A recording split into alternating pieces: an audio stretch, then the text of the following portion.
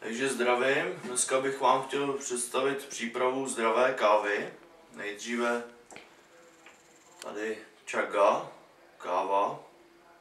Jedná se o chorošek, který roste na bříze až 20 let. Je to divoké, v raw kvalitě.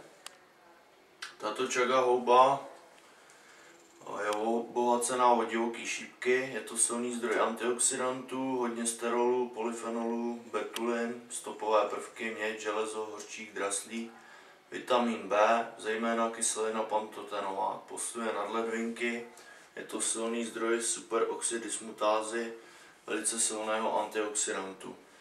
Pomáhá v boji proti rakovině, žaludku a tak dále, má obrovský zdravotní účinky.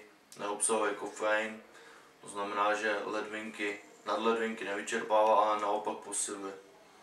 Toto přelijeme zhruba 70 stupňovou vodou, necháme trošku vychladnout, dáváme jednu čajovou žličku. K tomu přidáme až po vychladnutí, když přiblížit, pine pollen, to je borovicový pil.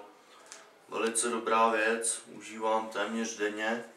Je to elitní výživa, super nabitý elixír, obsahuje 200 bioaktivních živin, vitamínů, minerálů, špičkové pro fyzické a duševní zdraví. Používání více jak 2000 let v Koreji, obnovuje energii, odstraňuje známky stárnutí, únavu, buduje silný imunitní systém, můžete konzumovat denně,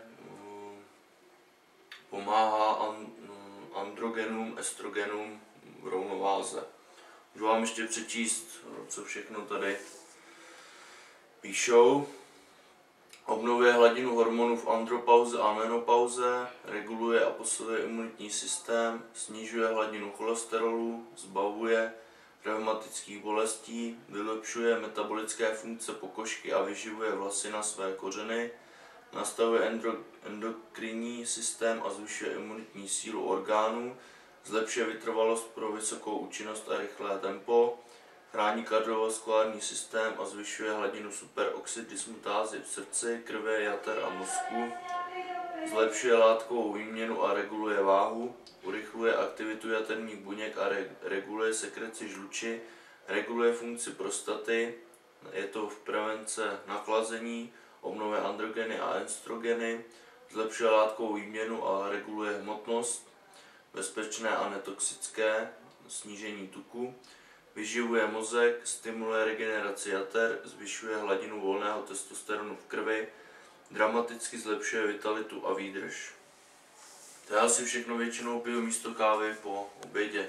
Pine pollen je raw kvalita, chaga taky raw kvalita.